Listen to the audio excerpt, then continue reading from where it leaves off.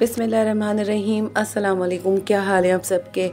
मैं बिल्कुल ठीक हूँ, खुशबाश अल्हम्दुलिल्लाह से।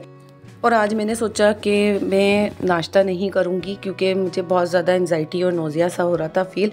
तो बस मैं यहाँ पे जो है ऑरेंजेस रखे थे, एक ऑरेंज में खा के और मैंने पानी पी लिया था।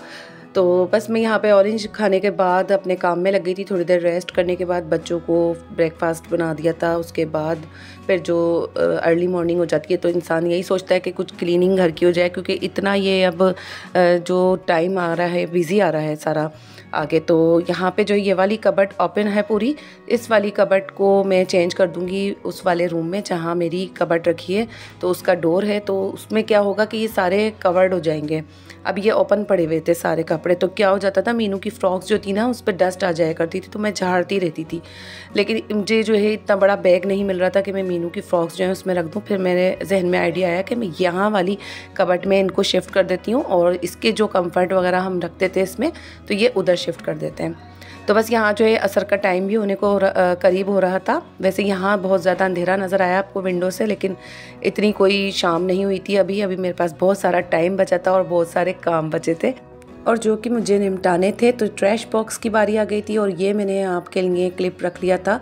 यहाँ पे जो है मैं ट्रैश बॉक्स के अंदर डाल रही हूँ शॉपिंग बैग, क्योंकि फिर इस तरीके से जो है हमारा डस्टबिन सेफ़ रहता है। और यहाँ पे झाड़ू दिखा रही हूँ मैं, तो ये झाड़ू जो है बड़ी तंग आ गई थी मैं ये वाली यूज़ कर करके। उसके बाद जब मैं पंजाब गई थी ना अम्मी की तरफ, तो मुझे ये वाली झाड़ू स्काई वाली बड़ी पसंद आई थी, तो ये टूट गई थी। गीगा मॉल से ली थी मैंने ये, तो ये टूट गई थी। और बहुत अच्छी लेंदी, यानी कि इसकी लेंथ अच्छी थी, तो हम खड़े होकर आराम से दे लिया करते थे।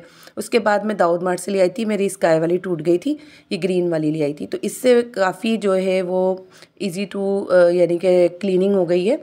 और ये वाला जो है अब मैंने जो आधा रह गया है इसका पार्ट, वो मैंने जाले झाड़ने के लिए रख दिया है। यहाँ जो है मेरी झाड़ू से जो है बन गया था DIY अच्छा सा ऑर्गेनाइज़र, झाड़न बन गई थी। तो यहाँ पे अब मैं रख दूँगी आलू और प्याज। आलू बहुत सस्ते दे गए थे भाई, काफ़ी अच्छे आलू हैं ये, और मैं आलू ज़रूर रखती हूँ क्योंकि कभी भी सडनली बच्चों का जो है वो प्रोग्राम हो जाता है कि मम्मा फ्राइज़ बना दें, तो बस ये आलू तो ज़रूर होते ही हैं घर में ना। और सर्दियों के आलू मैं ज़रूर रखती हूँ, इससे कुछ भी डिश जो है आराम से इजीली बन जाती है। 5-5 किलो भी ले लेती हूँ कभी तो मैं, और पता भी नहीं चलता, ये 2 दिन में ख़त्म हो जाते हैं। आलू बहुत खाए जाते हैं सर्दी में, और आलूओं के अंदर जो है वो बहुत ज़्यादा यानी कि कह लें कि आप ग़िज़ाइयत होती है, तो आलूओं का इस्तेमाल ज़रूर कराया करें। बच्चों का पेट भी फिल हो जाता है। और ये होता है कि मैं इतनी देर में खाना रेडी करती हूँ तो बच्चों को जो है काफ़ी हद तक सहारा मिल जाता है। यहाँ मैं प्याज को रख दूँगी नीचे वाले शेल्फ़ में, वो खाली था। और अब आ जाऊँगी मैं चटनी की तरफ, जो कि मुझे रमज़ान की तैयारी के लिए फ़िलहाल थोड़ी बहुत मैंने अभी ये चटनी बना ली है आपको दिखाने के लिए। अदरवाइज़ ये कि मैं आगे भी और ये बॉक्स फिल करके रख दूँगी और चटनी जो है मैं और बना के रखूँगी, क्योंकि ये चटनी जो है वो रायते की जो है ये पूरे रमज़ान तो चलेगी नहीं, तो फिल वक्त ये चलेगी और फिर आगे के लिए मैं और बना लूँगी। यहाँ मैं 1 पाव इमली से बनाऊँगी इमली की चटनी, जो दही बड़े में भी काम आएगी हमारे, और स्नैक्स वगैरह के साथ भी ये बड़े मज़े की तैयार हो जाती है। इवन कि आपको केचप की भी ज़रूरत नहीं पड़ेगी। जब ये चटनी दस्तरखान पे होगी तो आपका केचप पे जो आपका बजट है वो थोड़ा लो रहेगा, और ये ऑन बजट चटनी भी बनेगी बहुत मज़े की। तो अभी मैंने इसको भिगो के रख दिया है इमली को, जब तक कि वो इतने सोख हो रही है इमली। फ़िलहाल हम बनाएंगे यहाँ पर हरी वाली चटनी, जो रायते के लिए रेडी करेंगे, जो कि अक्सर पकौड़ों के साथ या कोई ब्रेड, यानी कि हम ब्रेड के जो सैंडविच वगैरह बनाते हैं, इस तरीके के स्नैक्स अक्सर खाने में आ जाते हैं, जिनके साथ समोसे वगैरह के साथ हमें दही की चटनी भी बनानी होती है। तो फिर उसके साथ ये बड़ा एक झंझट सा लगता है थोड़ा सा जो है चटनी को बनाना या पीसना। तो ये आपको रेडी मिलेगी, तो ये छोटे छोटे से जो ये काम होंगे ना आपके, जब रेडी मिलेंगे आपको, आपकी प्रिपरेशन होगी थोड़ी बहुत, तो आपको बहुत ज़्यादा जो है टाइम आपका सेफ़ होगा। आप इबादत की तरफ रहेंगे।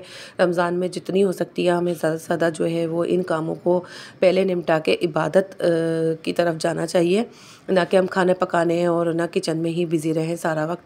तो बस कोशिश तो मेरी यही है कि इस बार के जो है बहुत ज़्यादा ऑर्गेनाइज़ तरीके से आपके साथ, आपके बदौलत जो है मेरे रमज़ान गुज़रे इंशाल्लाह, और सबके अच्छे गुज़रे और सबको जो है इबादत का ज़्यादा से ज़्यादा मौका मिले। यहाँ मैं इनको डीप फ्रीज़र में रख दूँगी ताकि ये अच्छी सी जो है फ्रीज़ हो जाएँ। ये कम से कम 1.5 दिन में, यानी कि 1 से 2 दिन में ये टाइम लेंगी फ्रीज़ होने में, क्योंकि ये चटनी है ना, तो ये थोड़े फ्रीज़ होने में टाइम लेती हैं। तो अच्छी सी ये हार्ड जब हो जाएंगी तो हम इनको फिर निकाल लेंगे। तो यहाँ जो है मैंने चटनी एक दिन पहले भिगोई थी उसी के साथ। तो अब ये दूसरे दिन का टाइम है, मैं इसको रख के जो है वो सो गई थी क्योंकि गैस चली गई थी। हमारे यहाँ गैस का इशू बहुत है। तो फिर दूसरे दिन जब मैंने इसको इस तरीके से शॉपर पहन के, मेरे पास ग्लव नहीं था, तो मैंने इस तरीके से जब इसको रिंस किया ना तो आराम से इजीली इनके जो बीज हैं वो निकल गए थे। अब यहाँ चटनी जो है वो रेडी है पकने के लिए। तो इसमें जाएगा 2 टीस्पून हल्दी का, 2 टीस्पून पिसी लाल मिर्च का, 1 टीस्पून कुटी लाल मिर्च का और 1 टेबल स्पून भर के जाएगा भुना हुआ कुटा ज़ीरा और कुटा साबुत धनिया। दोनों को जो है मैंने दरदरा सा कूट लिया था, इसमें वो जाएगा। और 1 टेबल स्पून ही भर के जाएगा इसमें काला नमक। और ये गुड़ जाएगा, एक दरमियानी साइज़ की डली मैंने कूट ली थी इस तरीके से और ये थोड़ा बचा लिया था क्योंकि मैंने टेस्ट करके डालना था, ज़्यादा मीठी ना हो जाए, तो मुझे कम लगा मीठा। और गुड़ मैंने इसलिए डाला है कि ये गला नहीं पकड़ेगा, गुड़ से इसकी जो है वो तासीर थोड़ी चेंज हो जाती है और थोड़ा ये हेल्दी हो जाता है। यहाँ 1 कप मैंने चीनी का भी डाला है और यहाँ जाएगा 1 टीस्पून के करीब रेड फूड कलर। उससे क्या है, चटनी का कलर बड़ा प्यारा सा निकल कर आएगा जब हम दही बड़ों पे डालेंगे ना, तो रेड कलर से ये वही बाज़ार वाले दही बड़े लगेंगे और ये चटनी भी रेड वाली इतनी मज़े की लगेगी। यहाँ पे मैंने 1 कप और डाला है चीनी का क्योंकि मैंने बीच में जो है वो इसको थोड़ा सा चखा था, तो थोड़ा सा फीका लगा मुझे यहाँ पे इसका। तो यहाँ जो है मैंने 1 टेबल स्पून डाल दिए थे तिल। अच्छा, यहाँ पे जो है 2 टेबल स्पून के करीब जाएगा ऑयल, जो इसको लॉन्ग लास्टिंग के लिए मदद देगा रखने में, इसकी शेल्फ जो लाइफ है वो बढ़ जाएगी। क्योंकि अभी तो ये कि इसको फ्रिज में ही रखना है। यहाँ जो है वो टेम्परेचर बहुत ज़्यादा अब गर्म हो गया है सिंध का और आगे जाते जाते गर्मी और बढ़ जाएगी। तो शेल्फ़ लाइफ बढ़ाने के लिए 2 टेबल स्पून इसमें जाएगा ऑयल और 1 टेबल स्पून भर के तकरीबन 2 या 1 आप डाल दें, भले बेशक इसमें सिरका, कोई फ़र्क नहीं पड़ेगा। तो आपने सिरका और ये 2 टेबल स्पून ऑयल डाल के जो है फ्रिज में रखना है, तो ये आपकी फफूंदेगी नहीं, इसकी शेल्फ़ लाइफ बढ़ जाएगी। और जब भी ये फ्रिज से निकलेगी तो इसका टेम्परेचर जो होता है वो बार बार अप डाउन हो जाता है, तो उससे क्या होगा कि ये ख़राब नहीं होगी। तो बस आपने यही करना है, ये 2 चीज़ें ज़रूर इसमें शामिल करनी है। पूरी रेसिपी को इसी तरीके से बनाइएगा, बहुत मज़े की बनेगी, बहुत तामुल से बनाइएगा क्योंकि धीमी आंच पे बनेगी ये तो बहुत अच्छी बनेगी। तेज़ आंच पे आप इमली की चटनी बनाएंगे तो कभी भी इसका पल्प जो है वो ज़्यादा आपको निकल के नहीं आएगा, फिर आपको बहुत ज़्यादा मुश्किल हो जाएगी। तो यहाँ पर जो है ग्रीन चटनी के जो बॉक्सेस थे वो भी रेडी हो गए थे और छोटे छोटे से क्यूब्स की शक्ल में मैंने ये निकाल लिए थे। तो यहाँ पे अभी मेरे पास जो है ये वाला बैग रखा था जो मसालों का आता है, तो मैं इसमें डाल के और इसको स्टेपलर करके रख दूँगी फ़िलहाल। और आगे जो है ज़िपलॉक बैग के अंदर मैं आपको सारी चीज़ें रख के और उनको प्रिजर्व करके दिखाऊंगी। तो इंशाल्लाह आगे की वीडियो बहुत मज़े की होने वाली हैं। ये तो अभी स्टार्ट किया है मैंने, तो यहाँ से अभी थोड़ा हम प्रिपरेशन की तरफ ही जा रहे हैं रमज़ान की। तो यहाँ पे अभी मैं आपको दिखा रही हूँ कि आपको जो है रमज़ान के अंदर साफ़ियाँ जो है वो चूल्हे की और जो दस्तरखान होते हैं वो किस तरीके से वॉश करने चाहिए, क्योंकि बहुत ज़्यादा ऑयली और स्टिकी से हो जाते हैं कपड़े वगैरह चूल्हे के पास के नैपकिन्स। तो इस तरीके से आप डिटर्जेंट डाल के पानी में और इनको बॉईल करने के लिए रख दें, तो इनका जो सारा ऑयल है वो सारा निकल जाएगा और ये बहुत अच्छे से खिले से दस्तरखान धुल के हमारे निकलेंगे। आप देखिएगा इस तरीके से करके उबाल के इनको बॉईल करके ना, तो बिल्कुल ये नैपकिन्स वगैरह हमारे बिल्कुल क्लियर हो जाते हैं। तो और मैं दस्तरखान जो शीट होती है ना वो भी गर्म पानी करके और अपना ये जो डिटर्जेंट होता है इसको लगा के ना छोड़ देती हूँ, तो फिर जो पीले पीले दाग होते हैं हल्दी के वो भी साफ़ हो जाते हैं। अच्छा, यहाँ जो है मैं बर्तनों वाली बास्केट धो के रख रही हूँ क्योंकि ये भी पूरी साबुन के जो वो होते हैं निशानात, उसके वाइट निशान लग गए थे।